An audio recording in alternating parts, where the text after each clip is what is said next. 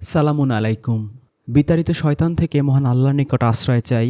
সকল প্রশংসা সমগ্র বিশ্বের প্রতিপালক মহান আল্লাহর জন্য, যিনি পরম দয়ালু অসীম দয়াময়। শুরু করছি মহান আল্লাহর নামে। ওয়াক্ত ইসলামী পরিভাষায় নামাজের নির্দিষ্ট সময়কেই বলা হয় ওয়াক্ত। কিন্তু প্রশ্ন হচ্ছে, কুরআনে কেন এই ওয়াক্ত সম্পর্কে বিস্তারিত কিছু বলা হয়নি, অথচ মহান আল্লাহ পবিত্র কুরআনের 6 নম্বর সূরার 114 নম্বর আয়াতে, 11 নম্বর সূরার 1 নম্বর আয়াতে, 41 নম্বর সূরার 3 নম্বর আয়াতে এবং 17 নম্বর সূরার 12 নম্বর আয়াতে দাবি করছেন যে দিনের সাথে রিলেটেড সব কিছু তিনি পবিত্র কুরআনে বিস্তারিতভাবে বর্ণনা করেছেন। বিস্তারিতভাবে বর্ণনা করার দাবি করা সত্ত্বেও কেন কুরআনে আমরা ওয়াক্তের বিস্তারিত বিবরণ খুঁজে পাই না? তাহলে কি আল্লাহ পাক মিথ্যে দাবি করছেন? Is it possible? 2 number argument, ওয়াক্ত যদি কুরআনে বর্ণনা করা হয়েই থাকে, তাহলে কেন হাজার হাজার লক্ষ লক্ষ মানুষ, মুমিন এবং মুসলিমরা এই ওয়াক্ত সম্পর্কে এত মতভেদের সৃষ্টি করছে? কেউ 3 ওয়াক্ত পড়ছেন, কেউ 5 ওয়াক্ত পড়ছেন, কেউ 10 ওয়াক্তও পড়ছেন। অথচ হাদিসের বইতে বলা আছে যে আল্লাহ রাসূল মিরাজে গিয়ে 50 ওয়াক্ত নামাজ থেকে কমিয়ে 5 ওয়াক্ত নামাজ এনেছেন। আবার একই হাদিসে আমরা দেখতে পাই যে এই 5 ওয়াক্ত নামাজের জায়গায় 10 ওয়াক্ত নামাজ, ফজর, জোহর, আসর, মাগরিব, ঈশা এর সাথে সাথে ইশরাক, চাশত, জাওয়াল, আওয়াবিন ও তাহাজ্জুদ, এই 5 ওয়াক্ত মিলিয়ে মোট 10 ওয়াক্ত নামাজ কেন খুঁজে পাওয়া যাচ্ছে? আল্লাহ রাসূল তাহলে কি মিরাজে গিয়ে 10 ওয়াক্ত নামাজ এনেছেন? তা তো নয়। তাহলে বাকি 5 ওয়াক্ত নামাজ কোন মিরাজে গিয়ে তিনি এনেছিলেন?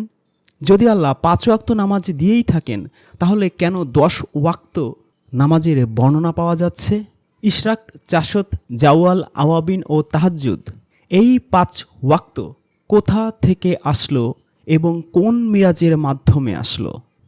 3 নম্বর আর্গুমেন্ট, সালাত বা নামাজ যদি এমন একটা প্রার্থনা হয়ে থাকে যেটা নির্দিষ্ট ওয়াক্তে পড়তে হবে এবং এটা সকল প্রজন্মের সকল মুসলিমদের জন্য বাধ্যতামূলক হয়ে থাকে, তাহলে কেন এই সালাত প্রতিষ্ঠার আদেশ মহান আল্লাহ শুধুমাত্র তার নবীকে দিয়েছেন? আমরা দেখতে পাই 17 নম্বর সূরার 78 থেকে 79 নম্বর আয়াতে আল্লাহ আকিমি শব্দ ব্যবহার করেছেন, যেটা সেকেন্ড পারসন সিঙ্গুলার নাম্বার, এবং 11 নম্বর সূরার 114 নম্বর আয়াতেও আমরা দেখতে পাই আকিমু শব্দটি, যেটা সেকেন্ড পারসন প্লুরাল নাম্বার। এমনকি 2 নম্বর সূরার 43 নম্বর আয়াতেও আমরা দেখতে পাই সেকেন্ড পারসন প্লুরাল। কেন আল্লাহ শুধু তার নবীকে আকিমুস সালাত করতে বলছেন? 4 নম্বর আর্গুমেন্ট, নামাজ যদি নির্দিষ্ট ওয়াক্তেই পড়া হয়, তাহলে কেন একজন মাত্র ইমাম একের পর এক জামাত পরিচালনা করবেন, একের পর এক গ্রুপকে? 4 নম্বর সূরার 102 নম্বর আয়াতে আমরা দেখতে পাই যে একই ওয়াক্তে একজন মাত্র ইমাম একের পর এক নামাজ পরিচালনা করছেন, অথচ তাদেরকে বিভিন্ন গ্রুপে বা দলে ভাগ করে বিভিন্ন ইমামের আন্ডারেই নামাজ পড়ানো যেত। কারণ অনেক নামাজই আমরা জানি যে খুব অল্প সময়ের ওয়াক্ত থাকে, যেমন মাগরিবের নামাজ। সেক্ষেত্রে কি একজন মাত্র ইমামের নেতৃত্বে যারা মুসল্লি, তারা বিভিন্ন দলে ভাগ হয়ে একের পর এক গ্রুপ ভিত্তিক নামাজ আদায় করবে? 4 নম্বর সূরার 102 নম্বর আয়াতে তো আমরা সেরকমটাই দেখতে পাচ্ছি, কিন্তু কেন? 5 নম্বর আর্গুমেন্ট, সালাত যদি প্রচলিত নামাজ হয়েই থাকে এবং এটা হয় 3 ওয়াক্ত অথবা 5 ওয়াক্ত অথবা 10 ওয়াক্ত পড়া হয়ে থাকে, তাহলে মুসল্লিদের জন্য সেটা কোন নামাজ, যেই নামাজ 24 ঘন্টাই আল্লাহ পড়তে বলছেন? 70 নম্বর সূরার 21 থেকে 23 আয়াতে আল্লাহ যে বলছেন দাইমুন সালাত, এই দাইমুন বা কনস্ট্যান্ট বা 24 ঘন্টাই সারা দিন রাত ব্যাপী মুসল্লিরা কিভাবে আদায় করবে? 6 নম্বর আর্গুমেন্ট, সালাত যদি প্রচলিত নামাজ হয়েই থাকে এবং এটা দিনের বিভিন্ন খণ্ডাংশে ওয়াক্ত অনুযায়ী আদায় করতে হয়, তাহলে একজন মানুষ কিভাবে একই সময়ে অনবরত সারা দিন রাত এই নামাজ পড়বে? ৭০ নম্বর সূরার ২৩ নম্বর আয়াত সে কিভাবে অনুসরণ করবে? নাকি ৭০ নম্বর সূরার ২৩ নম্বর আয়াত পৃথিবীর কোনো মুসল্লিদের পক্ষেই আমল করা সম্ভব নয়? যদি আমল করা সম্ভব নাই হয়, তাহলে আল্লাহ কেন এই দাইমুন সালাত আদায় করতে বলছেন, যেটা 24/7 কনস্ট্যান্ট থাকে? ৭ নম্বর পয়েন্ট, ৭০ নম্বর সূরার ২৩ নম্বর আয়াত অনুযায়ী যেহেতু সালাত সব সময়, মানে ঘুম থেকে ওঠা থেকে শুরু করে আবার ঘুমানো পর্যন্ত মানুষকে কায়েম রাখতে হবে, তাহলে কেন এটাকে কমিয়ে ৩ ওয়াক্ত বা ৫ ওয়াক্ত বা ১০ ওয়াক্ত রিচুয়ালের মধ্যে আটকে ফেলা হলো? কেন এটাকে কমিয়ে ফেলা হলো? সারা দিন এই সালাতে দাইমুন থাকা কি সবচেয়ে বেশি কার্যকরী হতো না? ৮ নম্বর পয়েন্ট, সালাত যদি প্রচলিত নামাজ হয়েই থাকে এবং একজন মুসল্লিকে সারা দিনব্যাপী এটা বাস্তবায়ন করতেই হয় ৭০ নম্বর সূরার ২৩ নম্বর আয়াত অনুযায়ী, তাহলে কেন আমরা ৩ ওয়াক্ত বা ৫ ওয়াক্তের মধ্যে এটাকে আটকে ফেলছি? আমরা যখন জেগে থাকি তখন কি এটাকে সারা দিন বাস্তবায়ন না করে অল্প কিছু সময়ে আটকে ফেলে নিজেদের ক্ষতি করছি না? আল্লাহর আদেশ ভায়োলেট করছি না? ৯ নম্বর পয়েন্ট, যদি সালাত মানুষকে ফাহশা আর মুনকার, খারাপ এবং অশ্লীল কাজ থেকে বিরত রাখে, প্রোটেক্ট করে, এবং যদি এই সালাতকে আটকে ফেলা হয় ৩ ওয়াক্ত বা ৫ ওয়াক্ত বা ১০ ওয়াক্তের মধ্যে, তাহলে কিভাবে একটা মানুষ দিনের বাকি সময়টা এই ফাহশা আর মুনকার থেকে বেঁচে থাকবে? কারণ সে যখন ওই ৩ ওয়াক্ত বা ৫ ওয়াক্ত বা ১০ ওয়াক্ত সালাতে থাকে, সে ঠিকই ফাহশা আর মুনকার, পাপ ও অশ্লীল কাজ থেকে বেঁচে থাকতে পারে, কিন্তু যখনই সে ডানে বায়ে সালাম ফিরিয়ে এই সালাত থেকে বেরিয়ে যায়, তখন তো আর ফাহশা আর মুনকার থেকে সে বাঁচতে পারছে না। এ কারণেই তো আমরা দেখি নির্দিষ্ট ওয়াক্তে নামাজ পড়ার আগে বা পরে মানুষ সুদে ঢুকে যাচ্ছে, ঘুষে ঢুকে যাচ্ছে, মিথ্যা কথায় ঢুকে যাচ্ছে, জুলুমে ঢুকে যাচ্ছে, গীবতে ঢুকে যাচ্ছে, পরের হক ঠকানোর মধ্যে ঢুকে যাচ্ছে। নির্দিষ্ট কিছু ওয়াক্তে এই সালাতকে আটকে আমরা কিভাবে সারা দিন ফাহশা আর মুনকার থেকে বিরত থাকতে পারবো, এবং সেই নামাজ কিভাবে আমাদের এই পাপ ও অশ্লীল কাজ থেকে, গুনাহের কাজ থেকে আমাদের প্রোটেক্ট করবে? How it will be possible? ১০ number point, সালাতে যদি মানুষকে দায়মুন থাকতেই হয় ৭৩ নম্বর সূরার ২৩ নম্বর আয়াত অনুযায়ী সব সময় কনস্ট্যান্টলি এর মধ্যে থাকতে হয়, তাহলে কেন বিভিন্ন স্কলাররা মানুষকে সূর্য উদয় এবং সূর্য অস্তের সময় এই সালাত পড়তে নিষেধ করে? সালাতের নিষিদ্ধ সময় কেন তারা আবিষ্কার করলো? কেন নিষিদ্ধ সময় মানুষের উপর চাপিয়ে দেয়া হলো? তাহলে কি ৭০ নম্বর সূরার ২৩ নম্বর আয়াত তারা ভায়োলেট করছে না?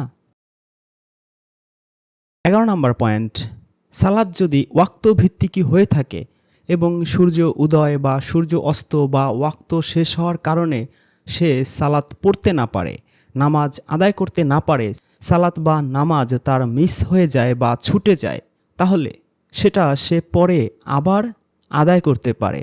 তাহলে কেন কুরআন বলছে যে ছুটে যাওয়া বা হারিয়ে যাওয়া সালাত আবার ফিরে পাওয়া সম্ভব শুধুমাত্র নিজেকে সংশোধনের মাধ্যমে, ভালো কাজ করার মাধ্যমে, নেক আমল করার মাধ্যমে? ১৯ নম্বর সূরার ৫৯ থেকে ৬০ নম্বর আয়াতে। কেন ১৯ নম্বর সূরা মরিয়মের ৫৯ এবং ৬০ নম্বর আয়াতে এই ওয়াক্তের কথা না বলে ওয়াক্তের নামাজ ছুটে গেলে বা কোনোভাবে এই নামাজ নষ্ট করে ফেললে, লোভ লালসা বা কুপ্রবৃত্তির কারণে যদি সেটা আদায় করতে না পারে, তাহলে পুনরায় এই রিচুয়াল না করে আল্লাহ তাকে সৎকর্মের মাধ্যমে, নেক আমলের মাধ্যমে জান্নাতে প্রবেশের গ্যারান্টি দিচ্ছেন? কেন কাজা নামাজ আদায় করার কথা আল্লাহ বলছেন না কেন? এই সালাত যদি ওয়াক্ত ভিত্তিকই করা হয় বা ঘড়ির সময় ধরে করা হয়, তাহলে কেন এই আকিমুস সালাত এর সাথে বারবার আল্লাহ আকিমুজ জাকাত বিষয়টাকে জুড়ে দিচ্ছেন? অথচ আমরা তো জানি যে স্কলাররা বলে থাকেন জাকাত হচ্ছে বছরে মাত্র একবার। অন্যদিকে নামাজ তো দিনে কমপক্ষে 5 বার। যেই জিনিস প্রতিদিনই মানুষকে করতে হয়, সকালে দুপুরে বিকেলে রাতে সব সময় করতে হয়, সেই জিনিসের সাথে কি এমন কিছু যুক্ত থাকার কথা ছিল না যেটাও সব সময় করতে হয়, সকালে দুপুরে রাতে বিকেলে সন্ধ্যায়? সেটা না করে কেন আকিমুস সালাত ওয়াতু জাকাত বলে আল্লাহ যেই জিনিসটা বছরে মাত্র একবার করলেই চলে সেটাকে এর সাথে জুড়ে দিলেন, এর সাথে ইনক্লুড করলেন? তাহলে কি আমরা ওয়াতু জাকাত বিষয়টাকে ভুল ভাবছি? সূরা লাইলের 18 নম্বর আয়াত পড়লে তো সেরকমটা মনে হয় না, বরঞ্চ ওয়াতু জাকাত বিষয়টাও সকাল দুপুর রাত সন্ধ্যা সব সময়, এমনকি 70 নম্বর সূরার 23 নম্বর আয়াত অনুযায়ী কনস্ট্যান্টলি সব সময়ই মানুষের করা উচিত তার আত্মশুদ্ধির জন্য, যেই আত্মশুদ্ধি মানুষকে জান্নাতে পৌঁছে দিতে পারে সূরা শামস এবং সূরা ফজর অনুযায়ী।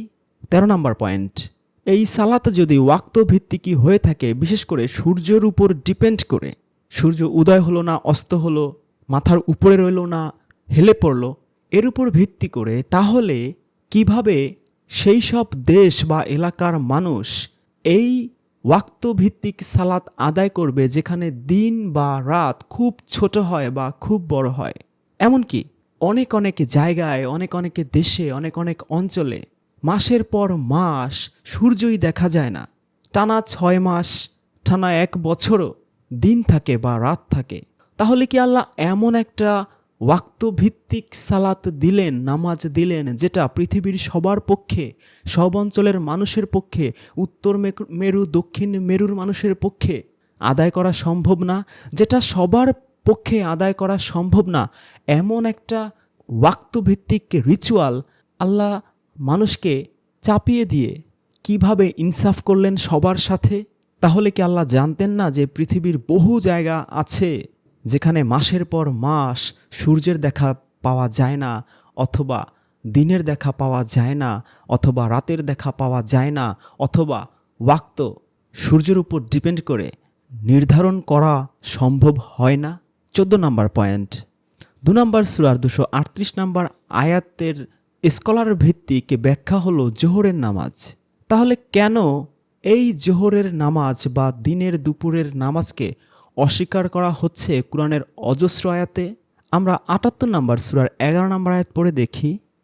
আল্লাহ বলছেন, ওয়াজআলনা উন্নাহারা মাআসা, আমি দিনকে করেছি জীবিকা অর্জনের সময়। আল্লাহ নাহারকে, দিনকে মানুষের জীবিকা সংগ্রহের, জীবিকা আহরণের সময় হিসেবে ঘোষণা দিচ্ছেন 78 নম্বর সূরা আন-নাবার 11 নম্বর আয়াতে।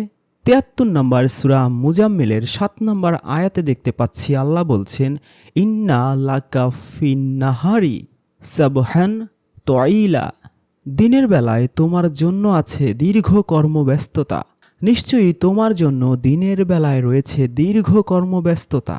তাহলে যেই আল্লাহ দিনকে কর্মব্যস্ত ঘোষণা দিয়েছেন, দিনকে মানুষের জীবিকা অর্জনের সময় বলে ঘোষণা দিচ্ছেন 78 নম্বর সূরার 11, 73 নম্বর সূরার 7, 23 নম্বর সূরার 2, 9, 24, 58, 68, 28, 2143 নম্বর ইত্যাদি আয়াতগুলোতে, তাহলে কেন স্কলাররা 2 নম্বর সূরার 238 নম্বর আয়াতের উপর ভিত্তি করে এই জোহরের নামাজ বানালো?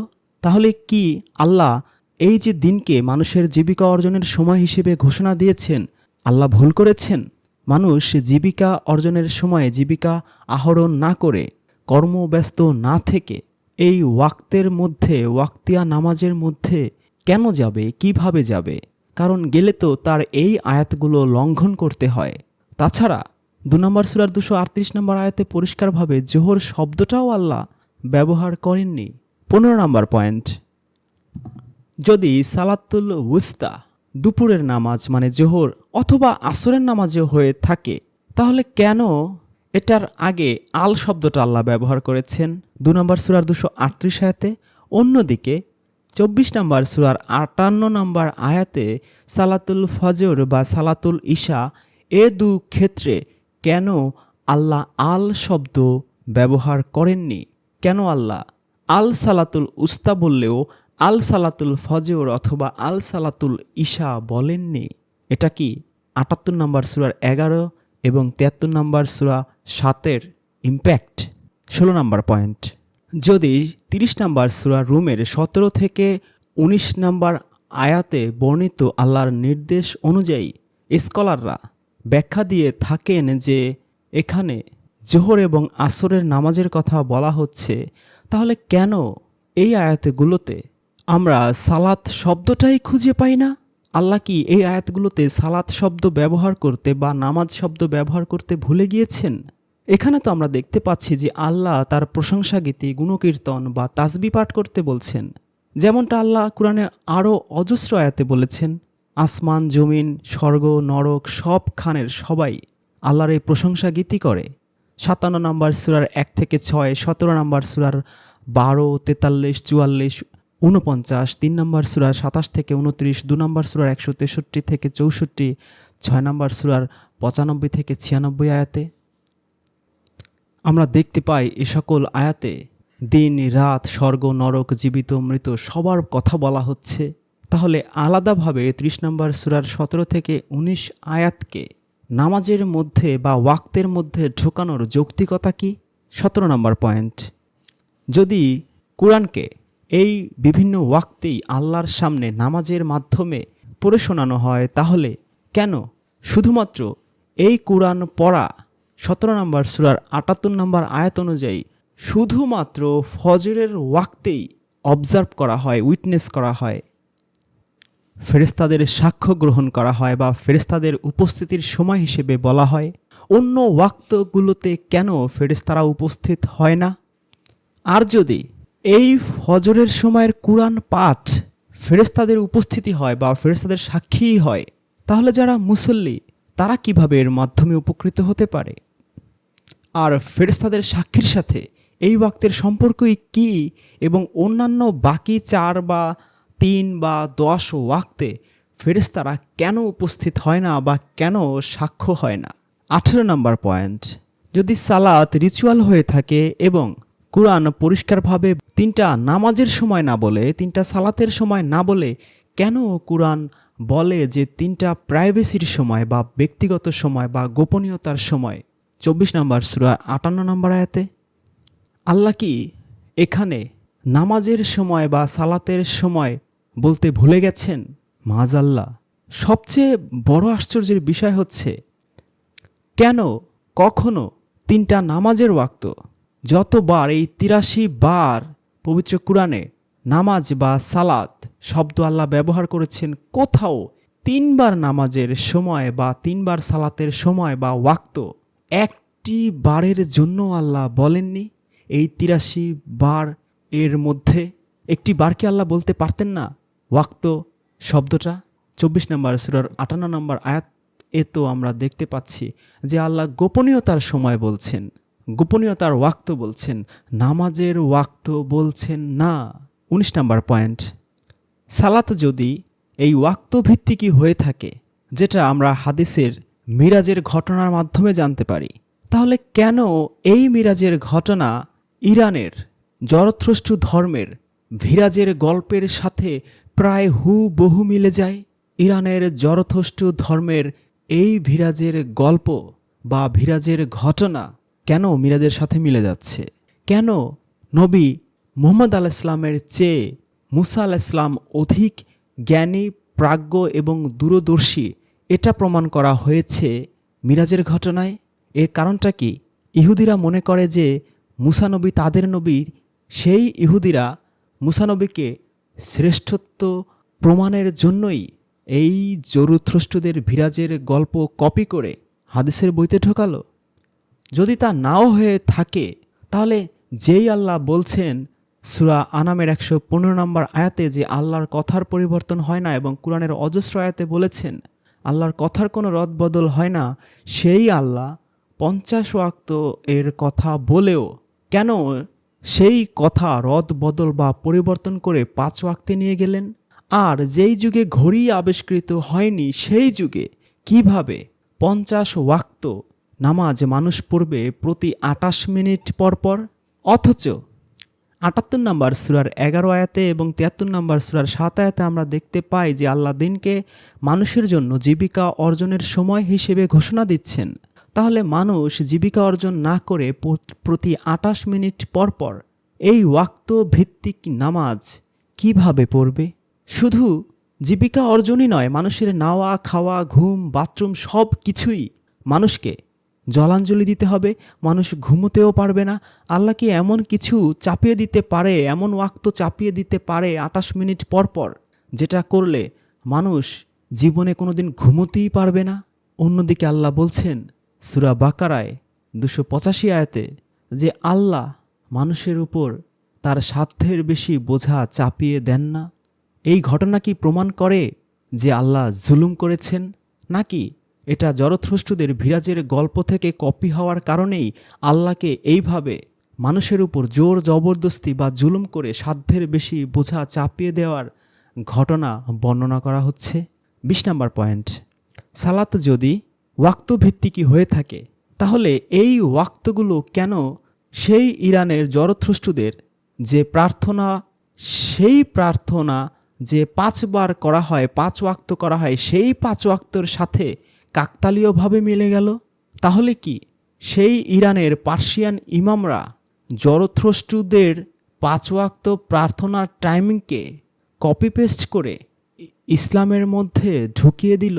কারণ আল্লাহ রাসূলের মৃত্যুর পর তখনকার সবচেয়ে প্রভাবশালী যেই পার্সিয়ান সাম্রাজ্য, সেই সাম্রাজ্য মুসলিমদের হাতেই ধ্বংস হয়ে যায়। এটা কি পার্সিয়ান বা ইরানিদের প্রতিশোধ? 20টা পয়েন্ট উল্লেখ করা হলো। এবার আমরা কিছু অ্যানালাইসিস করি। সেটা হচ্ছে রাসূলের যুগে সালাত কেমন ছিল, এটা নিয়ে আলাদা একটা ভিডিও করা হয়েছে চ্যানেলে। তো 11 নম্বর সূরার 114, 17 নম্বর সূরার 78 থেকে 79, 24 নম্বর সূরার 58, 6 নম্বর সূরার 52, 7 নম্বর সূরার 205, 18 নম্বর সূরার 28, 25 নম্বর সূরার 5, 33 নম্বর সূরার 41, 42, 48 নম্বর সূরার 9, 76 নম্বর সূরার 25 আয়াত অনুযায়ী আমরা জানি যে আল্লাহ রাসূলের যুগে সালাত সেশন ছিল সকালে আর সন্ধ্যায়, এবং কেনা বেচা ব্যবসা বাণিজ্য বা কর্মব্যস্ত দিনেও হঠাৎ হঠাৎ এই সালাত সেশনের আয়োজন করা হতো, যেটা আমরা 62 নম্বর সূরা 9 থেকে 11 নম্বর আয়াতে দেখতে পাই। 73 নম্বর সূরার 7 আয়াতে যেহেতু বলা হচ্ছে যে দিন হচ্ছে আমাদের জন্য ব্যস্ততার বা জীবিকা অর্জনের সময়, সেই প্রেক্ষিতে আমরা বলতে পারি যে 62 নম্বর সূরার 9 থেকে 11 নম্বর আয়াত অনুযায়ী মাঝে মাঝে কর্মব্যস্ততার সময়েও ব্যবসা বাণিজ্যের সময়েও এই সালাত সেশন হতো, এবং দুর্ভাগ্যজনকভাবে আল্লাহর রাসূলকে একা ফেলে রেখে অন্যরা চলে যেত। যেহেতু 78 নম্বর সূরার 11 নম্বর আয়াত এবং 17 নম্বর সূরার 12 নম্বর আয়াত বলছে যে দিন হচ্ছে মানুষের জন্য জীবিকা আহরণের সময়, এবং 73 নম্বর সূরার 7 নম্বর আয়াত বলছে যে দিন হচ্ছে মানুষের কর্মব্যস্ততার সময়, তাহলে কি 2 নম্বর সূরার 238 নম্বর আয়াতকে মিস ইন্টারপ্রেট করে অন্যান্য কোরআনের আয়াতের সাথে সংঘর্ষ বাঁধিয়ে স্কলাররা এই দিনের বেলা কর্মব্যস্ততার সময়ে এই ওয়াক্ত চালু করে কোরআনের সাথে বিদ্রোহ করল না?